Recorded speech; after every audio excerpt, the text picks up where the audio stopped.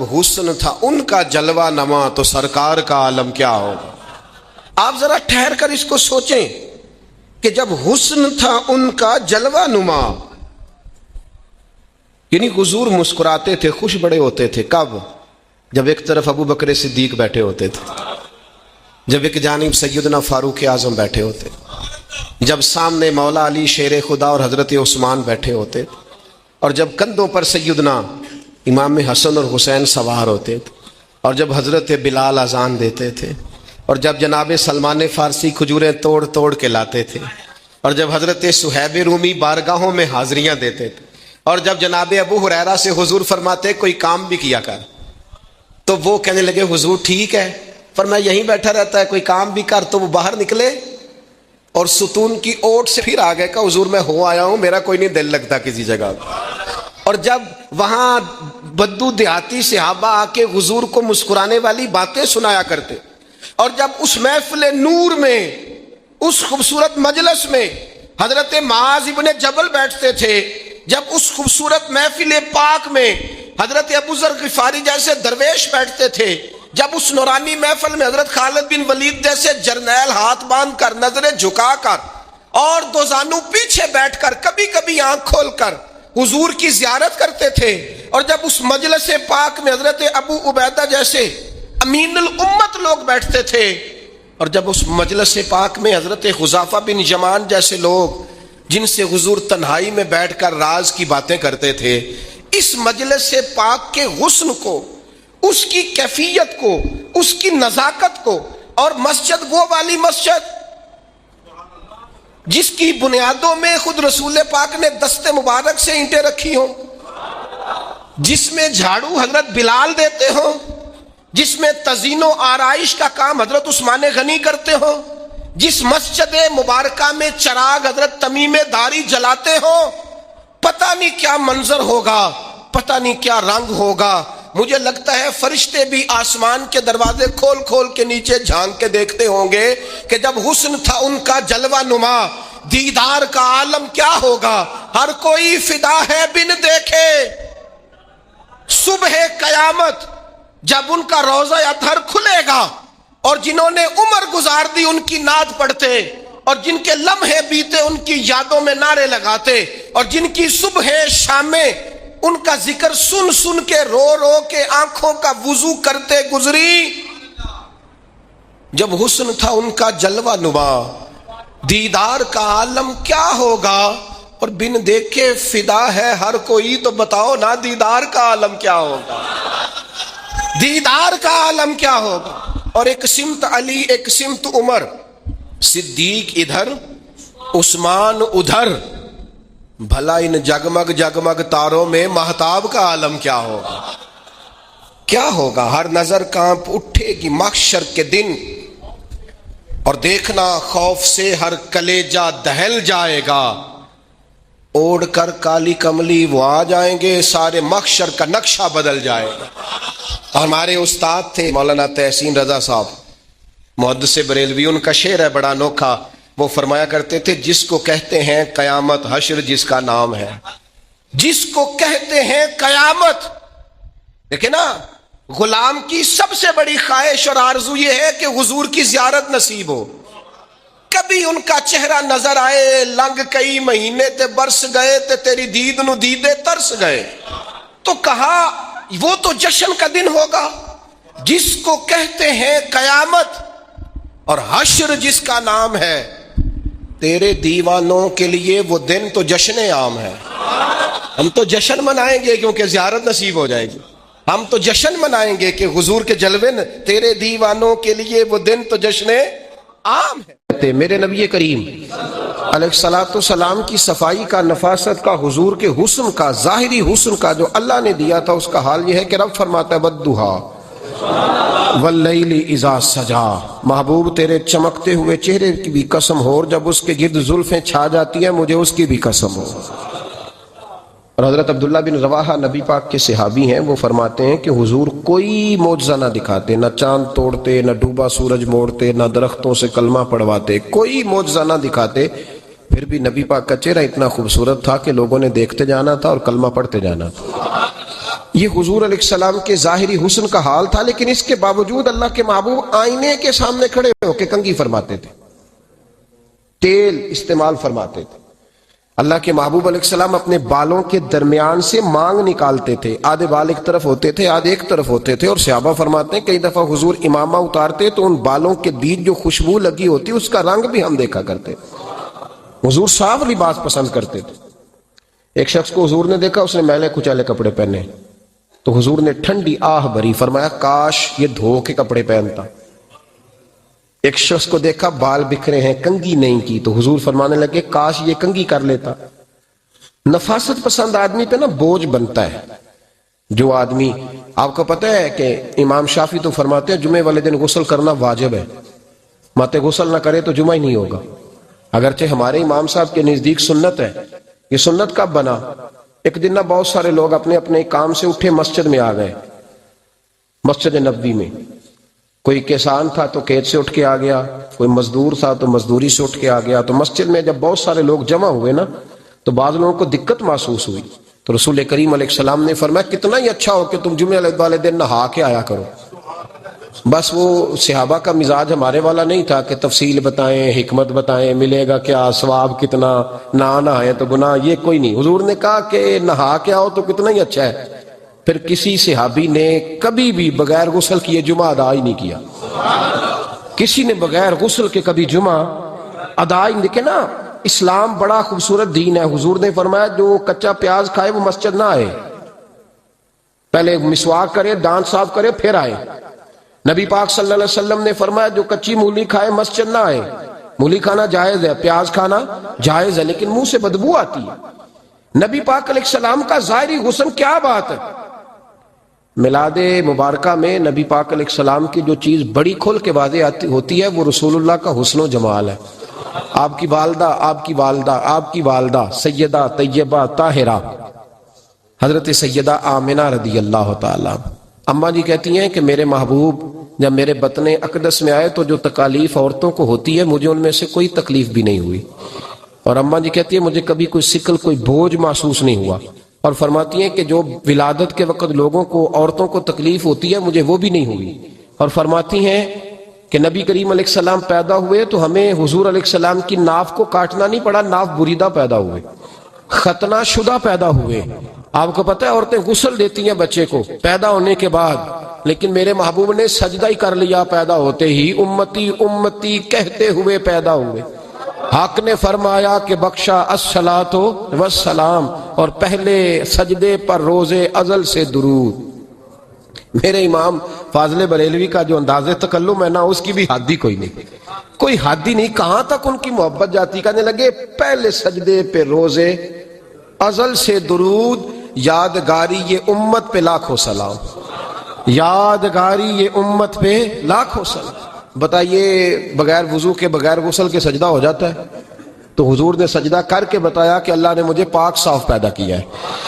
نبی پاک صلی اللہ علیہ وسلم کی والدہ نے جب یہ باتیں ارشاد فرمائیں تو لوگوں نے پوچھا ان سے کہ اماں جی پھر آپ ایک جملے میں بتائیں کہ ماجرا سارا کیا تھا، آخر ایک ولادت تو ہوئی نا، آپ کے وجود اطہر سے ایک بچہ تو نکلا، تو یہ کیا تھا؟ تو سیدہ آمنہ فرمانے لگی خرج منی نور، بس میرے وجود سے ایک نور نکلا ہے، بس میرے وجود سے ایک، اور روشنی آتی جاتی ہے تو کسی کو تکلیف نہیں دیتی، ایک نور نکلا۔ میرے رسول کریم علیہ السلام کو ظاہری حسن بھی کمال دیا، اور پھر حضور کی نفاست پسندی، صفائی پسندی۔ نبی پاک جب بات کرتے تھے نا تو حضور کے دانتوں سے نور نکلتا، اس کے باوجود حضور ہر وضو کے لیے مسواک کرتے۔ میں نے ہر نماز کے لیے نہیں کہا، میں اپنے لفظوں کا ذمہ دار ہوں۔ کس کے لیے بول رہے ہیں آپ حضرات؟ ہر وضو کے لیے، یعنی اگر نبی پاک نے وضو نماز کے لیے کیا تب بھی مسواک کی، اور اگر قرآن شریف کی تلاوت کے لیے کیا تو پھر بھی مسواک کی، کسی اور موقع کے لیے وضو فرمایا تو پھر بھی مسواک کی۔ اور سیدہ عائشہ فرماتی ہے جب بھی حضور گھر سے نکلنے لگتے پہلے مسواک فرماتے۔ حالانکہ رسول پاک کے دندان اقدس تو نور والے تھے، ضرورت ہی نہیں تھی۔ ہماری تعلیم کے لیے نفاست پسندی۔ ایک بات میں نے شروع کرنی ہے پر آپ نے ناراض نہیں ہونا، پہلے وعدہ کر لیں، جڑے نہیں بولے انہوں نے کی ارادہ ہے، ہو جانا ہے، چلو ہو جائے، کوئی گل نہیں، خیر ہے، ہو جائے آپ ناراض۔ نبی پاک نے بڑی مونچھیں نہیں پسند کی، حضور کو اچھی نہیں لگتی تھی۔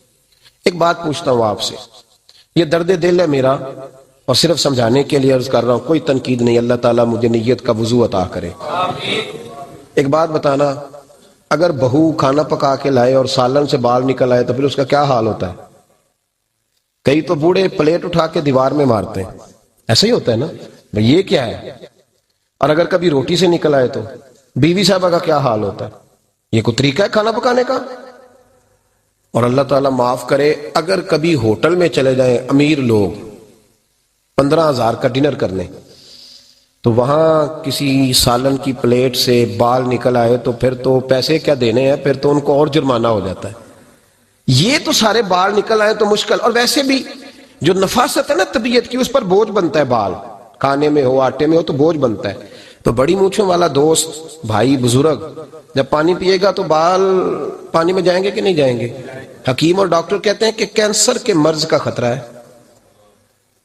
اب باقی بھی راضی نہ ہو، حضور نے بڑی مونچھیں بھی پسند نہیں کی اور چھوٹی داڑھی بھی پسند نہیں کی۔ حضور نے فرمایا داڑھیاں بڑھاؤ، مونچھوں کو پست کرو، مشرکین کی مخالفت کرو۔ اور ایک مقام پہ رسول پاک علیہ السلام نے یہاں تک فرمایا کہ جو مونچھیں پست نہیں کرتا وہ ہم میں سے ہے ہی نہیں۔ اتنے سخت لفظ۔ ایک صحابی تھے، آپ یقین کریں نا، کئی دفعہ دوستوں کو کہنا پڑتا ہے اور کئی دفعہ نا مجھے محسوس ہوتا ہے کہ یار ہم روز ہی کہتے ہیں، لیکن کہتے پتہ کیوں ہے کہ بوجھ بنتا ہے وہ بندہ جو اس طرح کی تباہ کے ساتھ آتا ہے، جو حضور نے پسند نہیں کیا۔ ایک شخص نبی پاک کے سامنے آیا، قاضی عبدالدائم دائم صاحب نے لکھا ہے، بڑی خوبصورت بات لکھی ہے، کہنے لگے حضور کے سامنے وہ اکثر آیا کرتا تھا تو مونچھیں بڑی تھی، حالانکہ داڑھی بھی بڑی تھی، مونچھیں بھی بڑی تھی۔ 2-4 دفعہ حضور نے باتوں باتوں میں تحت اللفظ سمجھایا۔ کچھ بندے نہیں سمجھتے، تحت اللفظ سمجھاؤ یا بڑا کھول کھول کے سمجھاؤ پر بات سمجھنے کو تیار نہیں ہوتے۔ پتہ نہیں کیا ایسا حسن ہے بھئی، جو حسن نبی پاک نے پسند نہیں کیا وہ کبھی حسن ہو سکتا ہے، کبھی خوبصورتی ہو سکتی ہے، وہ کسی کا ذاتی کلچر تو ہو سکتا ہے پر دین کی تہذیب نہیں۔ نبی کریم علیہ السلام نے کئی دفعہ سمجھایا تو ان کی سمجھ میں بات نہ آئی۔ ایک دن وہ بیٹھے ہوئے تو حضور نے ایک صحابی سے فرمایا کینچی لاؤ۔ کہنے لگے میں سمجھ گیا کہ میرے ساتھ کچھ ہونے لگا ہے۔ ساتھ ہی حضور نے فرمایا ایک مسواک بھی لانا۔ کہنے لگے میں نے کہا بچت ہو گئی، میرے تو دانت صاف ہے۔ تو یہ شاید اس کی بات ہونے لگی ہے جس کے دانت بھی ٹھیک نہیں۔ دونوں چیزیں جب آ گئی نا تو حضور اٹھے اور نبی پاک نے مسواک ان کے ہونٹوں پہ رکھی، اسی سے آبی ہونٹوں کے اوپر مسواک رکھ کے تو اوپر سے حضور نے مونچھیں کاٹ دی۔ فرمایا یہ نہ ایسا کرو، یہ چیز مجھے پسند نہیں ہے۔ حضور نے نفاست پسندی کو، اب تو اللہ تعالیٰ خیر کرے ملانگا آ گیا مارکیٹ میں، ملانگ درویشی فقیری، اور ان کے پاس رش بھی زیادہ ہے، ان کے درباروں پہ بھی رش زیادہ ہے۔ ہاں جی، کہتے ہیں حضرت صاحب درویش آدمی ہے۔ بھئی روٹی تو پورے ٹائم پہ کھاتا ہے، مونچھیں کٹوانے میں ہی درویش ہو گیا ہے، نہ بال کٹواتا ہے نہ مونچھیں کٹواتا ہے۔ یہ گرو نانک کی تعلیمات ہیں، یہ نبی پاک کی تعلیم نہیں۔ وجود کا کوئی بال نہ کٹوانا یہ سکھوں کا طریقہ ہے، مسلمانوں کا یہ انداز، یہ کدھر کی فقیری ہے؟ دین کوئی غلاظتوں والا ہے معاذ اللہ، کہ بابا کپڑے نہیں بدلتا، بابا غسل نہیں کرتا، بابا بال نہیں کٹواتا۔ بابا ہے پاگل ہے، قطعی طور پر کوئی فقیری نہیں۔ فقیری صرف وہ ہے جو میرے نبی نے کیا ہے صلی اللہ تعالی۔ اس منبر پر بیٹھنا فقیری ہے چونکہ حضور ہر جمعے بیٹھا کرتے تھے۔ مصلی پہ نماز پڑھانا فقیری ہے چونکہ حضور ہر جمعے ہر 5 نمازوں کی حضور امامت فرماتے تھے۔ دین کی تبلیغ کرنا فقیری ہے جو میرے نبی پاک کیا کرتے، خلاف پیغمبر کسے راہ گزید۔ وہ فقیری نہیں، وہ تماش بھی نہیں ہے، لوٹنے کا طریقہ ہے، اس کے علاوہ کوئی سٹائل نہیں۔ فقیری صرف وہ ہے جو رستہ میرے رسول پاک نے ہمیں عطا فرمایا، اس سے ہٹ کر کوئی فقر نہیں۔ میری بات کی سمجھ آ گئی آپ حضرات کو؟ نبی پاک علیہ الصلوۃ والسلام صاف لباس، اچھے کپڑے، اجلا انداز۔ اچھا، جو بات جہاں میں لے کے جانا چاہ رہا ہوں اس کو سمجھیں۔ ایک آدمی ظاہری طور پر بڑا خوبصورت ہو پر کپڑے میلے کچیلے پہنے، وہ بھی بندہ اچھا نہیں لگتا۔ ظاہری بھی حسن ہو، کپڑے بھی اس کے صاف ہوں، لیکن بولے سخت، باتیں ترش کرے، تلخ جملے بولے تو اس کی بھی ساری پرسنالٹی ڈیمیج ہو جاتی، ختم۔ بڑا اچھا آدمی تھا، بڑا نورانی چہرہ تھا، بڑی خوبصورتی تھی، بڑا صاف ستھرا تھا، بڑا پاکیزہ تھا، کپڑے بھی بڑے خوشبو والے پہنے ہوئے تھے، بڑے صاف ستھرے لباس میں ملبوس تھا، لیکن جب اس نے بات شروع کی اور بزرگ تھا، سفید داڑھی تھی، معاذ اللہ تعالیٰ کسی بچے کو گالی دے دی، اچھا لگتا ہے؟ مجھے بتائیں اس کے پاس بیٹھنے کو دل چاہتا ہے؟ اس کی ساری پرسنالٹی جو ہوتی ہے وہ خراب ہو جاتی ہے، شخصیت کا جو ایک بھرم ہوتا ہے وہ ٹوٹ جاتا ہے۔ ایک روایت میری نظر سے گزری اور کیا ہی انداز ہے، امام زرقانی نے لکھی۔ ایک صحابی ہیں حضرت ابو قرصافہ رضی اللہ تعالیٰ عنہ، حضرت ابو کرصافہ رضی اللہ تعالیٰ عنہ فرماتے ہیں میں چھوٹا تھا، میری اماں اور میری خالہ مجھے ساتھ لے گئیں. میں نے کہا کہاں جانا ہے؟ کہنے لگے آؤ نبی پاک کا کلمہ پڑھنے جانا ہے. پڑھیے درود شریف صلی اللہ سارے پڑھیے، پھر پڑھیے ایک دفعہ صلی اللہ تعالیٰ علیہ. حضور کا ذکر ہو تو فوراً درود پڑھنا چاہیے. نبی کریم علیہ السلام کی بارگاہ میں نا میری خالہ اور میری اماں دونوں مجھے ساتھ لے گئیں کلمہ پڑھنے. کہتے ہیں جب ہم حضور کی بارگاہ میں پہنچے، کلمہ پڑھا، واپس آئے تو میری اماں اور میری خالہ آپس میں بات کرنے لگی. میری خالہ کہنے لگی تو نے دیکھا ہے ان کا بولنا کتنا مزیدار تھا. میری خالہ کہنے لگی تو نے تو وہ دیکھا ہے لیکن وہ جو غلام آیا تھا اس کے ساتھ ان کا رویہ کتنا پیارا تھا. تو نے دیکھا جب وہ کھانا کھا رہے تھے تو پہلا خیال انہوں نے ہمارا کیا. بار بار وہ ان کا ذکر کرتی، کہتے آپس میں حضور کی شانیں بیان کرتی، میری اماں بھی میری خالہ بھی. بالآخر بات لمبی ہو گئی تو میری اماں بولی، کہنے لگی بس کر، ہم کتنی عظمتیں بیان کریں گے، مجھے تو 3 باتیں سمجھ میں آئی ہیں. کتنی؟ 3 باتیں مجھے سمجھ میں آئی ہیں. کہا وہ کیا؟ تو کہنے لگی ما رأینا مثل ھذا الرجل احسن وجھا ولا القا صوبا ولا البنا کلاما. کہنے لگی مجھے تو 3 باتیں سمجھ میں آئی ہیں کہ نہ اتنا خوبصورت چہرے والا کوئی شخص دیکھا ہے، اور نہ اتنے صاف کپڑوں والا کو دیکھا ہے، اور نہ ہی اتنی میٹھی بولی بولنے والا کوئی دیکھا ہے. تینوں باتوں کی کمال ہے. ظاہری حسن بھی کمال، کپڑوں کی صفائی بھی کمال، اور رسول پاک کا بولنا بھی کمال، لب و لہجے میں مٹھاس بھی خوبصورتی والی. یہ اصل حسن ہے کہ ظاہراً بھی انسان بڑا منزہ ہو، باطناً بھی بڑا صاف ستھرا ہو. میرے رسول پاک علیہ السلام کا طریقہ مبارکہ پتہ کیا تھا؟ حضور صلی اللہ تعالیٰ علیہ وآلہ وسلم جب مسجد میں نماز پڑھ لیتے تو حضرت جعفر رضی اللہ تعالیٰ عنہ فرماتے، بخاری کی حدیث ہے، فرماتے ہیں میں مدینہ شریف میں آیا تو حضور نماز پڑھ لیتے تو صحابہ نبی پاک کے پاس آتے اور حضور کا دست مبارک پکڑ کے پہلے چومتے پھر چہروں پہ ملتے. پہلے چومتے پھر چہروں پر. نبی پاک کے صحابہ حضور کے قدم بھی چوما کرتے، قدموں میں جھکا کرتے تھے. یہ تو بھائی اس وقت پتہ چلتا ہے جب کسی سے پیار ہو جاتا ہے. جب کسی بندے سے، میں اکثر مثال دیا کرتا ہوں اکثر کہ کسی کا بچہ پیشاب کرے تو کہہ آتی ہے، الٹی آتی ہے، لیکن اپنا بچہ بالوں میں بھی کر دیتا ہے. پھر کوئی کہہ نہیں آتی چونکہ اپنا ہے نا، پیار ہو گیا نا. اب وہ کیفیت جب کسی سے محبت ہو جاتی ہے نا تو کچھ چیزیں صرف سمجھنے کی نہیں، کچھ چیزیں ایسی ہوتی ہیں جو محسوس کرنے والی ہوتی. اس نے کہا تھا عشق ایک ڈھونگ ہے. میں نے کہا تجھے عشق ہو خدا کرے، پھر کوئی تجھے اس سے جدا کرے، تو اسے تسبیحوں پہ پڑھا کرے، تو اسی کا نام جپا کرے، تو گلی گلی پھرا کرے، پھر میں کہوں کہ عشق ایک ڈھونگ ہے اور تو نہیں کہا کرے. پھر میں کہوں کہ عشق ایک ڈھونگ ہے اور تو، اس نے کہا تھا عشق ایک ڈھونگ ہے تو میں نے کہا تجھے عشق ہو خدا کرے. بھائی یاد رکھو جب انسان کو محبت ہوتی ہے تو پھر اس کے انداز بدل جاتے ہیں، اس کے طور طریقے تبدیل ہو جاتے ہیں. وہ میں اکثر ایک بات کہا کرتا ہوں، میں کہتا ہوں بچہ باہر سے برگر کھا کے آ جاتا ہے رات کو، اماں کہتی بیٹے روٹی کھا لو، کہنا تو گوبھی پکائی میں نہیں کھانی، حالانکہ برگر کھا آیا ہے، دور سے کھا آیا. تو اماں اس کو کہتی ہے پھر میں سوئیاں نہ بنا دوں تھوڑی سی اپنے بیٹے کو، فٹافٹ چاول نہ تجھے ابال دوں، ساتھ میں باریک دال بنا دیتی. کہتا نہیں میری مرضی کا پکاتے ہی نہیں، میں نے نہیں کھانا. ایسے ہی اب ابا جو ہے نا، ابا وہ اماں کو سمجھا رہا، کہتا چھڈ پر بھوک لگے گی تو آپ ہی کھا لے گا، تو نہ ایڈی ٹینشن لے، ایمی پہ تینوں ستاندا ہے. اماں کیا کہتی ہے؟ کہتی نہیں مجھے نیند نہیں آ رہی، کھائے گا تو سکون آئے گا. اب اس کو آپ لاکھوں دلیلیں دیں کہ سیاںا بیان ہے، بچہ نہیں ہے، 22 سال کا ہے، 24 سال کا، چھوڑ تو کیا کر رہی ہے. لیکن اماں کو کوئی سمجھا سکتا؟ کیوں نہیں سمجھا سکتا کہ اسے اپنے بیٹے سے پیار بڑھا ہے. وہ کیا کرے، وہ مجبور ہے. اس کے دل کی کیفیت اس طرح کی ہے کہ کوئی دنیا کی طاقت اسے سمجھا سکتی، سوال ہی نہیں پیدا ہوتا کوئی اسے سمجھا سکے. یہ ممکن کیسے ہو، کیسے سکتا ہے؟ یہ محبت ہے. میرے رسول پاک علیہ السلام کے صحابی حضرت جعفر فرماتے ہیں میں حضور کی بارگاہ میں آیا تو صحابہ کیا کرتے؟ نبی پاک کا دست مبارک پکڑتے، پہلے چومتے پھر چہرے پہ ملتے. بخاری ہے. فرماتے ہیں میں نے کہا یہ کیا کر رہے ہیں؟ پھر اچانک میرا بھی دل کیا ذرا کر کے تو دیکھو. کچھ چیزیں چکھنے پہ پتہ لگتا ہے کتنی مزیدار ہے. کہتے ہیں میں بھی قریب گیا، حضور کے دست مبارک میں نے ہاتھ ڈالا. فرماتے ہیں ہاتھ پکڑا ہی تھا کہ نبی پاک کا ہاتھ برف سے بھی زیادہ ٹھنڈا. فرماتے ہیں پھر میں نے پکڑ کے چہرے پہ ملا تو کستوری سے زیادہ خوشبو آ رہی تھی دست مبارک.